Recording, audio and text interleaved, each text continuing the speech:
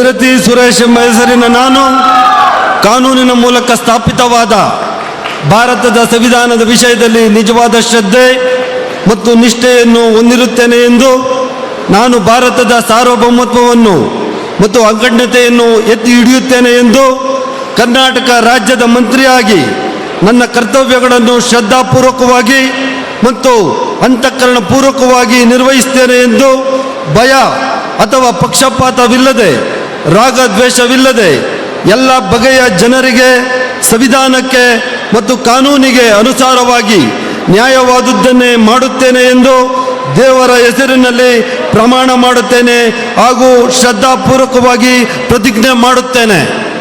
ನಾನು ಭೈರತಿ ಸುರೇಶ್ ಎಂಬ ಹೆಸರಿನ ನಾನು ಕರ್ನಾಟಕ ರಾಜ್ಯದ ಮಂತ್ರಿಯಾಗಿ ನನ್ನ ಪರ್ಯಾಲೋಚನೆಗೆ ತರಲಾಗುವ ಅಥವಾ ನನಗೆ ತಿಳಿದು ಬರುವ ಯಾವುದೇ ವಿಷಯವನ್ನು ರಾಜ್ಯದ ಮಂತ್ರಿಯಾಗಿ ನನ್ನ ಕರ್ತವ್ಯಗಳ ಯುಕ್ತ ನಿರ್ವಹಣೆಗೆ ಅಗತ್ಯವಾಗಬಹುದಾದ ಸಂದರ್ಭ ಅಲ್ಲದೆ ಅನ್ಯಥಾ ಯಾವುದೇ ವ್ಯಕ್ತಿಗೆ ಅಥವಾ ವ್ಯಕ್ತಿಗಳಿಗೆ ಪ್ರತ್ಯಕ್ಷವಾಗಿ ಅಥವಾ ಪರೋಕ್ಷವಾಗಿ ತಿಳಿಸುವುದಿಲ್ಲ ಎಂದು ಬಹಿರಂಗಪಡಿಸುವುದಿಲ್ಲ ಎಂದು ದೇವರ ಹೆಸರಿನಲ್ಲಿ ಪ್ರಮಾಣ ಮಾಡುತ್ತೇನೆ ಹಾಗೂ ಶ್ರದ್ಧಾಪೂರ್ವಕವಾಗಿ ಪ್ರತಿಜ್ಞೆ ಮಾಡುತ್ತೇನೆ.